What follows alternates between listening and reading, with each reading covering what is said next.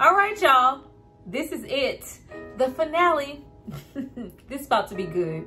Go on, hit the like button. Go on, do that right now.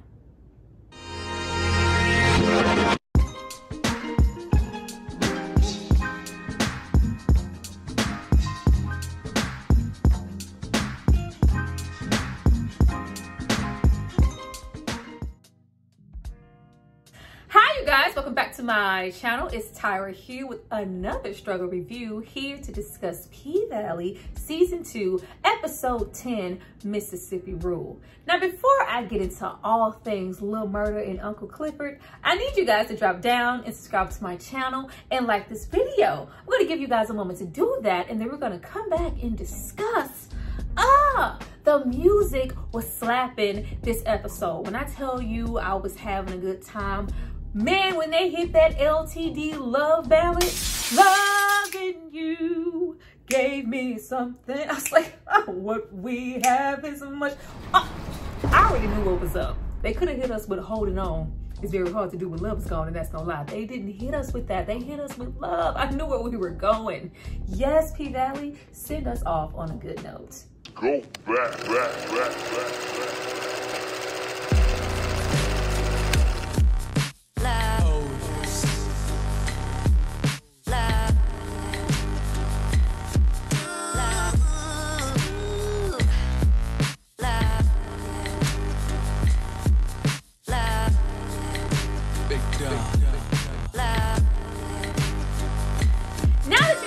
Hopefully subscribe to see more of me. Let's get into this episode. Now, we start off this episode in the least place I want to be when it comes to P-Valley. We pick up with Andre, his estranged wife, and goddamn Haley standing in the middle of them arguing like, "Ho, why is you here? Hey, maid, I see you got in your maid outfit like you always do." She was not leaving. She was very much standing in the middle of their fuckery. I could not be bothered. All of a sudden, there's all this talk about their relationship and where they went wrong, and nigga, you trying to divorce me, and just all this blame game. And I'm like, why are we here and how long are we trying to be here? Because I'm trying to see what's up with Keyshawn, Lil Murda, and Uncle Clifford. That's where I'm trying to be at. Like, not that I just completely do not care about Andre and Haley's situation. They do have this looming factor of will she or won't she tell him that she is pregnant. All of us knowing Haley from season 1, we absolutely know that she is not, and she's always planned to leave. So that didn't add much there. I knew from the very beginning that Andre's ass was not winning the title of mayor, so there was no shock factor there. And then we are just left with the notion of, okay, well, yeah, if you a rider and all of this stuff, let's go out here in front of the public of Chucalissa and act like a happily married couple. I can present this idea of me opening a law practice with my wife standing by my side. Since when? The people of Chucalissa don't give a damn anyway. Like, Andre has proven himself from day one to not have any interest as far as his wife is concerned. He pretty much started coming to Chucalissa and never really going back to his wife in the first place. And they have made it very clear that they are in two different parts. Andre likes to play the blame game and not take any acceptance for his bad part in the relationship. And she, in my opinion, just needs to move on and make that divorce final. Girl, he don't like you and hasn't appreciated you for a very long time. No, he'd rather run up behind and I'm in love with another woman for Haley. You know Haley, who wants to leave without saying anything, and then as soon as you called her, you got a dial tone. The number that, yeah, you love her though. You running behind that. A woman that stroked your ego, that you barely know, that you had sex with once, who's pretty much your 80-20. All right, get out my face, Andre. Now, child, we also get into Lil Murda and Mercedes shutting down the motherfucking Pink like only Mercedes could. Like, Mercedes said, "Oh, you motherfuckers forgot." Wham, ass, acrobatics, stunt work, circus olay. Like, it was freaking fabulous. We have Lil Murda getting ready to go on stage, and he sees multiple versions of himself in the mirror. And then when he goes out, he tells the DJ to cut the music, and he has something to say. Child, I was like, what are you gonna say? I'm not gay no more? I am delivered? Like, what is about to happen here? I just knew for sure at that moment he was about to make some announcement and declare his undying love for Uncle Clifford, but that is not what happened. once we have him, you know, before he go on stage, like he doesn't, you know, put the grill in. It was like almost he was taking off a mask. He does not do that. He actually premieres his brand new single. I love the build of him starting it off a cappella. I was like, yeah. I was hyped. That 7 pounds of pressure. I was like, befitting name, huh, Mercedes? I was like really into their performance. He was really taking control in that moment. Like, and I dare nan nigga in here to say something, man. What's good? Like, I holla, I'll be outside. Like, it was really, really great. That all of that passion that Mercedes had with that dance, like hyping him up. Like, I absolutely loved it. Not that I don't love, you know, his performances that he has with Keyshawn, but it was just elevated so much with Mercedes and how she's felt this entire season about those 7 pounds of pressure that have been on her shoulders. It was like in the same time they were relaying it to each other and releasing pressure. Like, the performance was so bomb. Mercedes is a fucking gladiator. Like, it was great. Now, not that there wasn't some continuity issues, especially all up and through this episode, because I was like, damn, Mercedes, that was fast. This is all in the same night. Boo, you just needed a muscle relaxer, some icy hot, an alcohol rub down in a nap last episode. But you know, do you? This is what we came to see. This is the way that her last dance should have always been. It was a really epic moment. Child, and then we get into Uncle Clifford hitting us with the fake guy, just drowning himself in tears. Like, I did not fall for it, because in my eyes, if y'all did not see Ernestine kill over on screen, she is still here. Baby Ernestine said, I'm still here. I'm still alive. She's still alive. I told y'all Ernestine was not dead. Not only is she not dead, but she is very much up, alive, and vibrant this episode, ready to live her life to the fullest. I could go at any moment now. I'm not wasting any more time. African, bring that ass here, boy. Like, I'm trying to have a good old time. I want to throw a party at the Pank. Like, I want to live my life to the fullest. I'm not wasting any more time in this house. I absolutely loved it. And of course, we are so happy to see Ernestine still alive. Speaking of not wasting any time and living your life to the fullest, we get into Lil Murda and Uncle Clifford this episode. Everything about them, especially this episode, was finessed and handled so well. I love the entire storyline, all the dialogue. It was so good. Starting all the way with Clifford just waking up and gazing at Lil Murda, it was very goddamn, make me some breakfast. It was toast. We gonna have to connect some other time. As much as I like to shake my thing on the dance floor, I got another nasty, freaky, just right way in mind.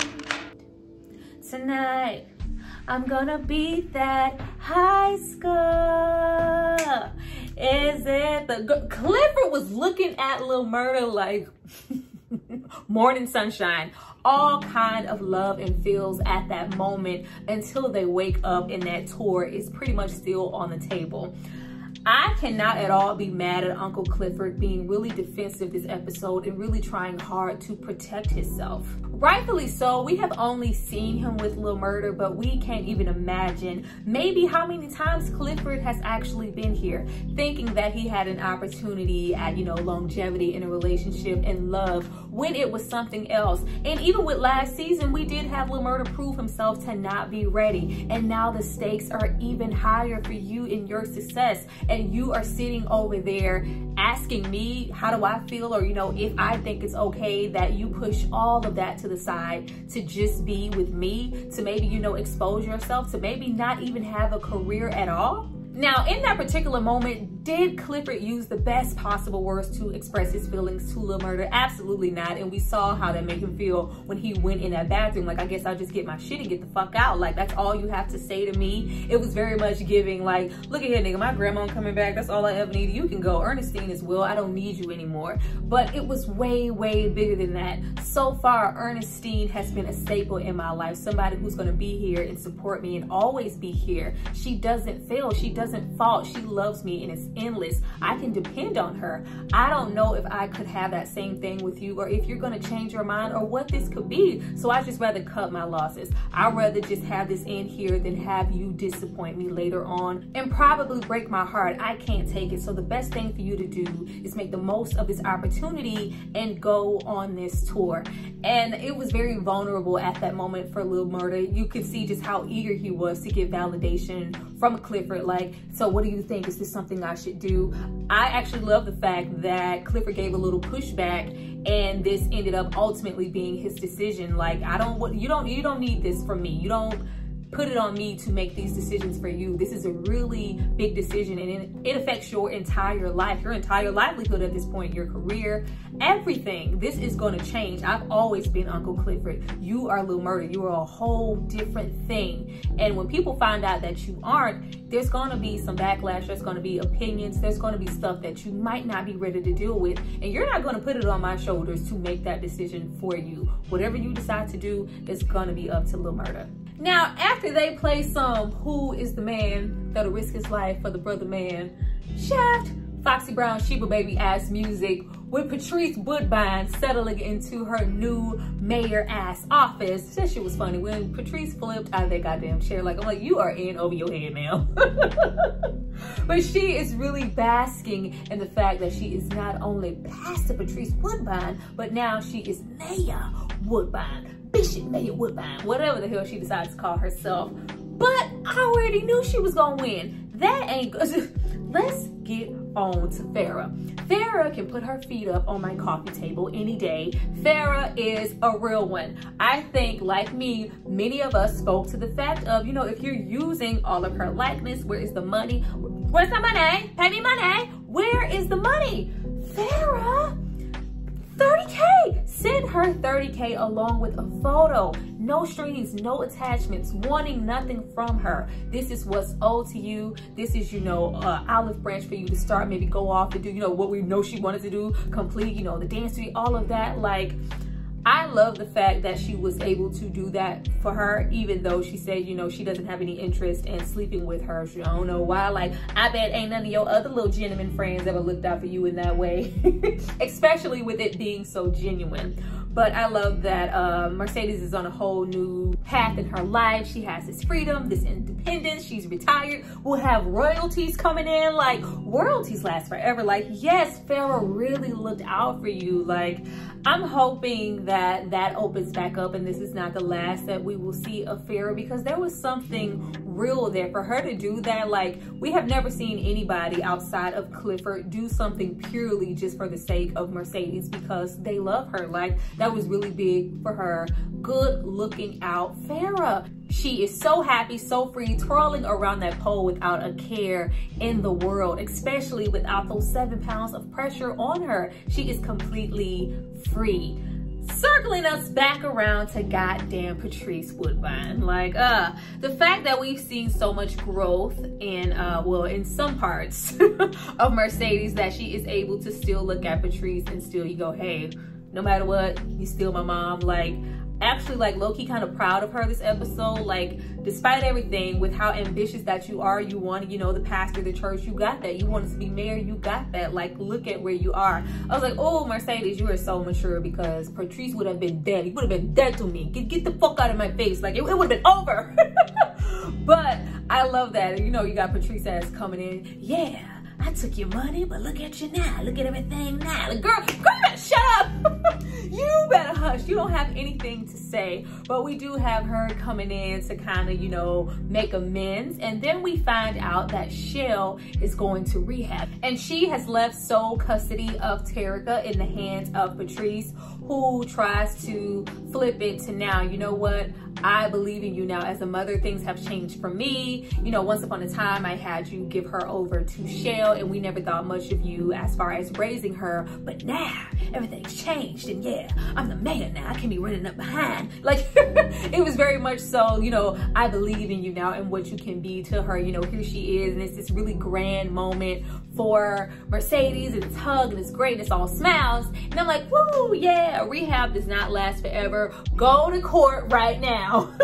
Still take your ass to court. Do not just bask in this great moment, though it is great. You know, it just seems like at this moment, Mercedes is getting everything that she always wanted. But rehab does not last forever. And with everything that she's been in this episode, Shell still did not think enough of you to leave her to you instead of Patrice. Like, I just don't want her to be able to come out, get better, and just snatch everything yet again from Mercedes. Go and get that shit in writing. Now, after we have Haley low-key say her goodbyes in her own way to Andre, you know, bringing him those cigars. I love how all the women in the neighborhood were lined up to give him casseroles all of a sudden, like he was a high commodity. I was like, all right.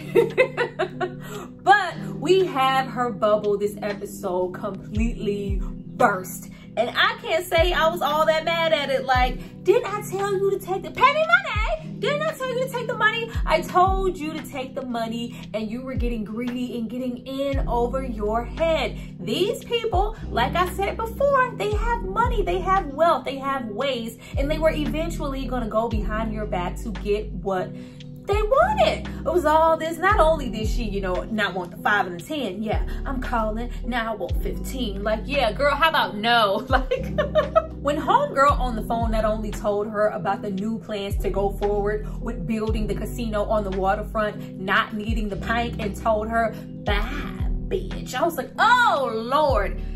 Acting pushed all the way through. It's like, oh, we had to piss Haley off and touch that money for the acting to finally push through in this episode. Yes, this is what happened when we get rid of Andre. When I tell you homegirl was mad, that whole scene, like, it was completely laughable when we had Corbin walk up off that goddamn porch and go, yes, yeah. Like, what the fuck is this? You about to go Super Saiyan? This is goddamn Dragon Ball Z if you don't sit your ass down. But we do get a window as to what he meant, I guess, last episode. Like, pretty much it doesn't matter who wins. We're still pushing forward with our plans. Like, it doesn't matter. I was like, really, Corbin, after all that money that you spent?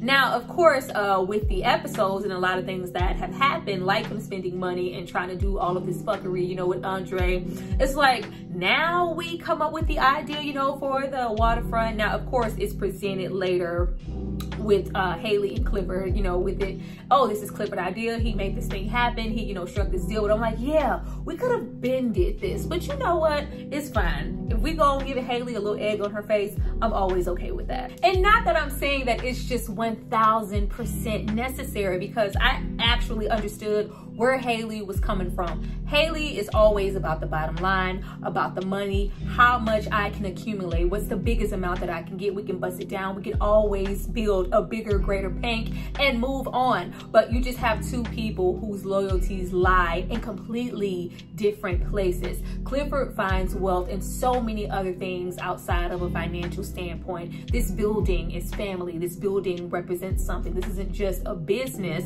This is family to me. This is longevity. This is, you know, lineage. This is legacy. Like, this has been here for years, and I'm not just willing to, you know, knock that over or sell it just for some money. I have love for other things, like all the girls on top of the girls on top of the girls that I have supported here in the pain. I find the most joy when I'm able to dress up and just come through and stunt like I love other things. We have relationships here, and that's just something that Haley does not understand, because she has made it very clear, I don't give a damn about none of that. I don't care about any of that. I don't need that. I don't need family. I don't need relationships. What I needed was those millions of dollars, and you blocked me from that. When I tell you she was so mad, I love the communication in that scene. I love even how Clifford said, you know what, I feel sorry for you. Like, you little lost girl, you just don't know. And whenever you realize it, like, you'll understand why I want to keep this building. Even though I also understand why Haley just wants to go for the money. That money could have done a whole lot. But unfortunately, it would have been at the expense of taking everything that a lot of people in the Pank hold near and dear, and that just broke all trust between her and the little relationship that she did build with Uncle Clifford. I love how we have Big L like, yeah, we hit a whole damn body. That's enough. I'm like, you back already, Big L? Like, all it took was one phone call from Ernestine. Like, yeah, y'all come through, set it up. Big L, Duffy, like, you weren't going for 5 seconds. You know, you tried to fire him. No, Big L is not going anywhere. Now, child, we also have a moment with Clifford and Beulah popping up. Low-key scared the shit out of me a little bit. It was like, yeah, you know she right. I was like, who is that? Who is that? I love how in Clifford's mind, or you know, whatever, you kind of have Ernestine and his mother Beulah kind of working as a whole. You have Ernestine this episode, you know, live your life to the fullest, push yourself, you can't settle, like grow, be with Lil Murder low-key. And you also have Beulah come in and reiterate that, like, how dare you let him walk away? Like, what are you doing? Like, take a risk, it's gonna be okay, baby. You have to try, you have to live your life. You can't keep, you know, being shut up in here just, you know, depending on Ernestine and this person for that. You really can't do that, because in the end, like, Ernestine or Lil Murder could be gone any day. You just have to know deep down that you deserve to have more, and this isn't all that there is. And we even have a little inkling into, from my understanding, Beulah maybe passing away from HIV/AIDS or, you know, something like that because of a risk that she took. But it was nice to have that backing and have her push him. But now we get into Keyshawn. We get into freaking Keyshawn. Like, if I had to sit through one more scene of Keyshawn smelling money, checking, girl, where are the kids? Where are the kids? When I tell you, I was peeking into the car like she was in the parking lot. Like, where kids? You still don't have those kids? She took longer to fucking leave than an old lady after Sunday service. Like, if you don't leave, Keyshawn, like, y'all already know, if this isn't your first time here, that I just did not have any faith that Keyshawn was gonna get away. But I was really hoping that they would push more into the allure that she actually would. Like, she was maybe this close, and maybe, you know, have us sit on the edge of our seats like, Keyshawn is actually going to get away from Derek. But that just wasn't the case. I love how we have the voiceover of Haley like, yeah, leave quick, never tell anybody where you're going. And you have Keyshawn like, yeah, Lil Murder, don't tell nobody I'm going to California now. Yeah, your secret's safe with me. Like, girl, she said don't tell nobody. But even though I was in such a hurry for her to leave, for what, because we knew she wasn't gonna get there, I was really pleased with the relationship that she continues to have with Lil Murder, and the secrecy and the back and forth of, you know, hey, I'm gonna miss her, but you don't have to. This can always still be something for you. You can always go back to Clifford. I'm gonna miss you. Like, I just loved it. But let me tell you where P Valley had me all the way fucked up. So consistent with Keyshawn's storyline that we pushed through with this fairy tale theme all the way until the end. We're not Sleeping Beauty here. We're not Snow White. We're not Cinderella. None of that. We turn her into Little Red Riding Hood. Once Keyshawn, before she got in that car, threw on that goddamn Red Hood, I was like, oh, if you're Little Red Riding Hood, then who the fuck is the big bad wolf? Derek is definitely about to come through.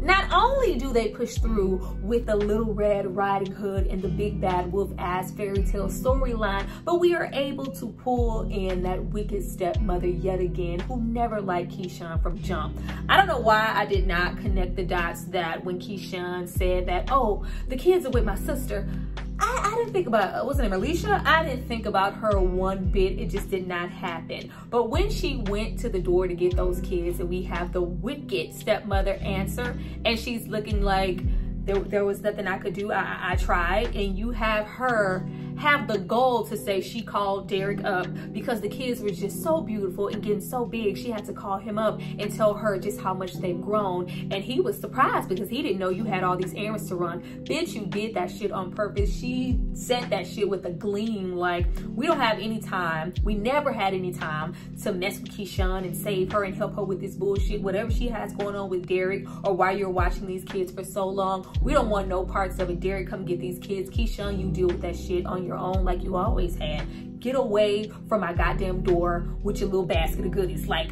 slap her, Keyshawn, slap her. It was on goddamn purpose. When we get into what Derek has done, I can't even say I was fucking mad at Derek. Like, this is what's to be expected. Like, what do we think was gonna happen? Like, not that it's okay, but I was more so mad at Keyshawn for not covering her ass.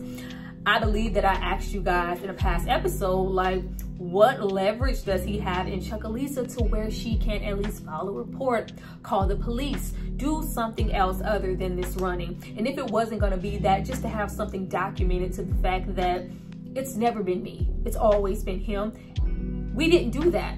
We didn't take out the time in that particular moment, especially when she came off a tour and realized that he wasn't only beating her, but he was beating on those kids, to do the due diligence to protect your kids. And he flipped that shit and used it against you. And now you look like the manic, abusive ass parent. Like, oh, I was so freaking mad. Like, Derek just makes my freaking skin crawl. The joy that he was taking in the fact that whatever you're planning, I don't know what the fuck it is, but you can't put that shit into motion for 6 months because now we're being investigated. And we've had this mysterious ass call, like, from a neighbor. You've been beating Keyshawn up the wall for years now. And ain't nobody called. It was fucking you, and she knew it, and she popped off. I even love when we have the CPS, like, caseworker going on and on about requirements and what she needs to do, but all Keyshawn hears is, you're a dummy, bitch. Don't nobody want you. Don't nobody need you. Don't nobody like you. It was very much a precious moment, and she just loses it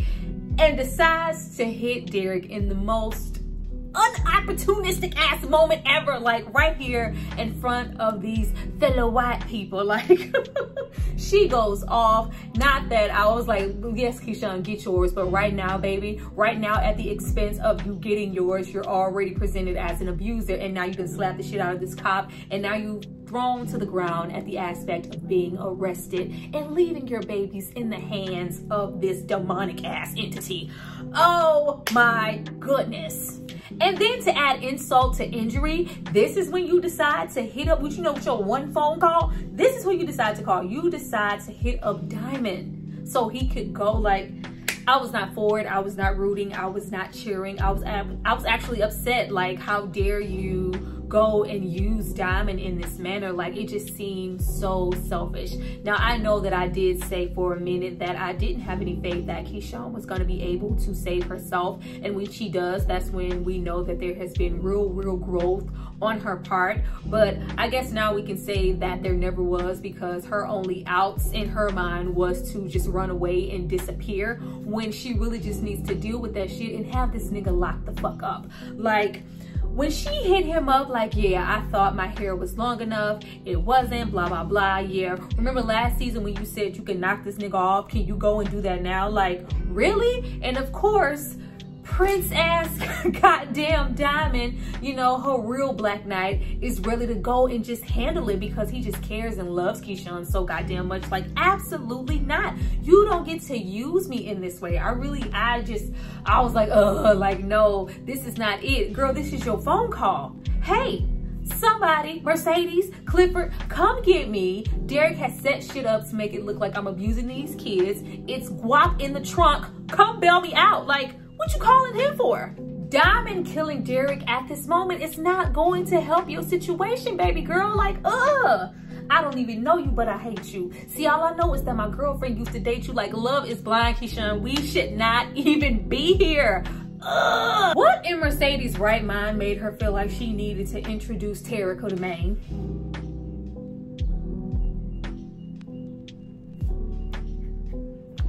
Who was that for? Like, Mercedes has matured a whole lot. This is her first real stint at being a mom, but yeah, it's not at all necessary for you to introduce hot in the pants, fresh out of the clinic, Terica to Maine. Like, you see how she was looking at Maine? Like, hey, hopefully Maine is not one of those. We don't know a whole lot about his character. He comes and goes, but we do know, I guess, at some extent, he does have some type of relationship or past with Mercedes. But, you know, hey, some ill-fitting ass men feel like, oh, if they're old enough to look at me, then they old enough to get it. Like, no, we are not introducing Terica to Maine. In the words of Baby Boy, Mama Gotta Have a Life too, go in the house. Go in the house. Why are you even outside? Go in the house.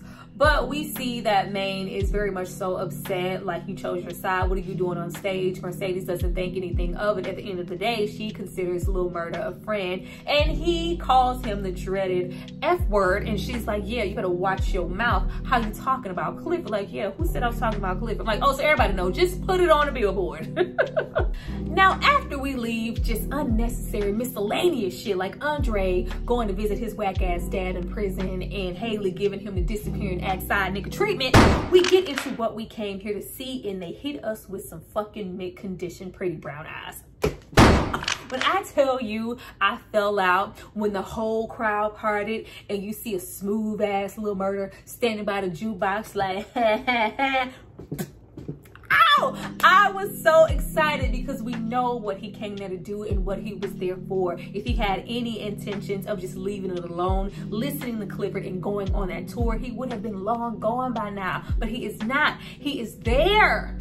You can't disguise all the pounding of your heart, girl. Hey, I see your eyes. You better sing, Stokely.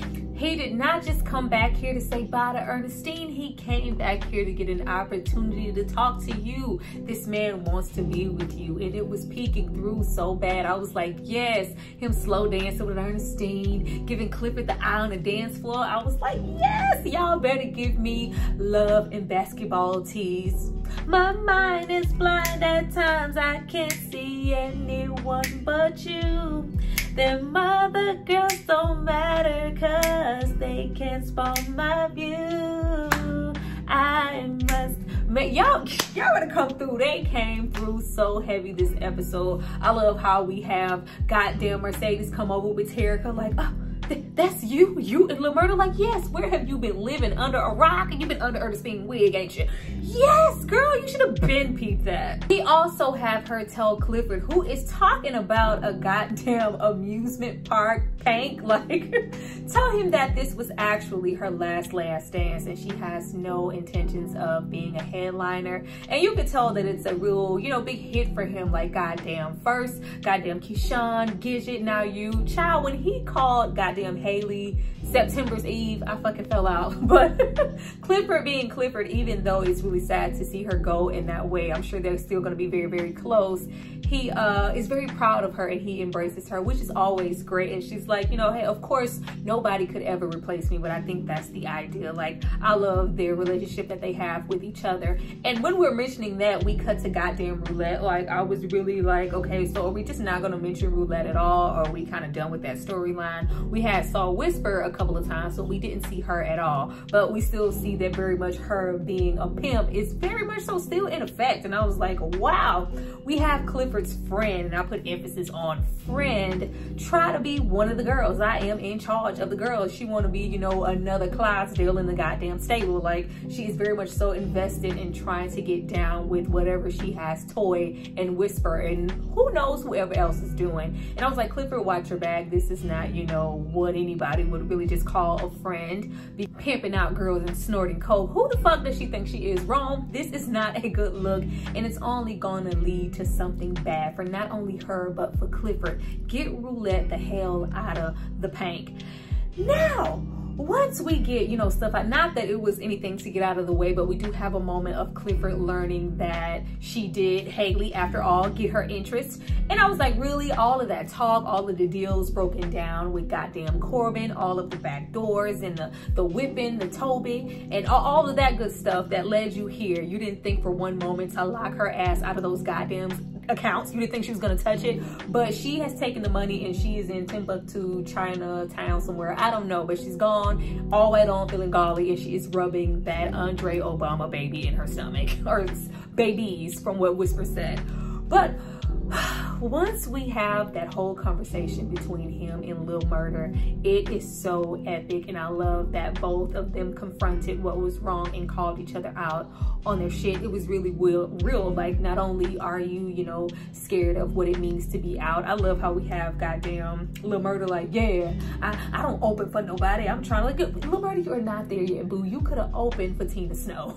This is more than just that. You are scared of that spotlight and really going to put yourself in the forefront and you're not truly being who you are, it is a scary thing. And I don't want to be the one who made you suffer and give up what you wanted to stay here. Like, what do you say, you want to have sex with me and cook breakfast for my old grandmother? That is not all that you could possibly want out of life. And he is really trying really hard to get Clifford to understand that this is more than that for me. But he doesn't feel it, because it's just like, what do you know about anything? What do you know about love? When were you ever here? I'm older. And he finally tells him about Big T. About time. I think we were all waiting for him to share that with him, and it was a very special moment. Such great acting, all the tears, and he elaborates on what their relationship like and what love was with him, and that they could never, you know, be in the light, shine out in public. And he feels like that not only affected him, but it affected Big T, and maybe contributed to the reason why he decided to take his own life. And it's just really special moment. Like, oh, it was so sincere. I love the energy coming off of the both of them, and just Lil Murder, like, you know, finally low-key stepping up and telling Clifford, like, it's not just me, don't try to make this one-sided, you are scared and you don't know that you deserve more, but I'm letting you know that I'm here. But once he takes those pills from Big L, and I'm just like confused as to whether or not this situation is real, but I knew it was real, because it was just like they're really seeing each other for who they are and what they really want. And he tells Clifford beforehand, this is not about you. This is not about your decisions and what you think I should do. This is about me and what I'm putting value on in my life for when I'm the happiest and what I want moving forward in the future. And right now, that is you. I love you. I want to be with you. But it didn't become too real until he went out and he put his hands around his waist in front of everybody. Like, it was so great. When I tell you, I was squealing over here like a goddamn Korean schoolgirl. I was so goddamn excited. It was so beautiful, and I was glad that they could share that moment, kissing in front of everybody, for everybody to see. Now, I know for some, it's just probably like, yeah, whatever, this isn't, you know, a big deal. Yeah, he's doing that now in, you know, the company of the people who casually come to the pink that are practically family. But what about when he's out? What about his career? What about this? And those things are really important. We don't know what's going to happen when he receives backlash for how he is choosing to live his life and who he wants to love. But we ain't gonna worry about that right now. We're not gonna worry about that right now. Let's just bask in the ambience of this beautiful moment. And that's exactly what it was. It was so great, and the both of them looked so fulfilled and so in love, so happy. It was like almost everybody else disappeared, and he gets that approval from not only Ernestine but Beulah and pretty much everybody else. It was awesome. Now, child, we end off on a note of goddamn Diamond and Big Bone going to a whole nother TV show, because this was not goddamn P-Valley. When I tell you everything just jumped the whole shark, I would have been happy to end on the note of what was happening with goddamn Lil Murder and Uncle Clifford. Because once we got there and we had Big Bone, who's dragging all the wagon in the world, couldn't barely get up a pole, like, become a whole fucking Action Jackson. Like, she was leaping. She was fucking Neo from the Matrix. She was Kitana from Mortal Kombat. Like, what is going on? What is this, and where did it come from? And we have her along with another guy wearing the same ring say, yeah, this is the guy who killed our lieutenant, and throw him in the trunk before he could get to go handle up on Derek. What was going on with that whole karate ass moves from Big Bone? What the fuck is Big Bone? A CIA agent? Like, what is going on with that? Like, there were plenty of moments in this episode that were just not consistent and didn't flow well with the story that we've had. Like, we just threw out the supernatural aspect of Montavious lingering as a ghost around the pink, all of that. Like, even maybe the storyline of the death catching up to Haley, or, you know, just certain stuff, and threw in things like pregnancy and Roulette being a pimp and just certain stuff. But fucking Big Bone being a whole MFA fighter or some shit like that, that just blew my mind. And we have somebody like, yeah, that's too easy for him. Like, nigga, I want you to suffer. And we close the trunk on a very hurt, stabbed Diamond. What? I could have done away with that when we were talking about, you know, what Big Bone could be, and oh, she was gonna, there was always that aspect of, oh, she's working for somebody else, she's gonna hand him over, like something, she's gonna tell somebody, like maybe even a little gang activity, but they are speaking to him as if he is part of the fucking Secret Service. Like, He's an undercover brother. Is that what's going on? Like he killed an undercover brother? What is happening here, and how does this tie in with everything else? I do not think it flowed well, and I was shocked but a little disappointed at the same time because I thought it was a bit much. But hey, this is P-Valley. They do go up peaks, valleys, and hills. This is what we got.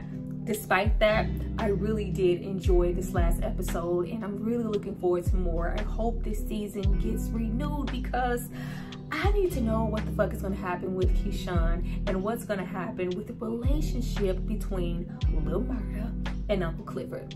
We need these things.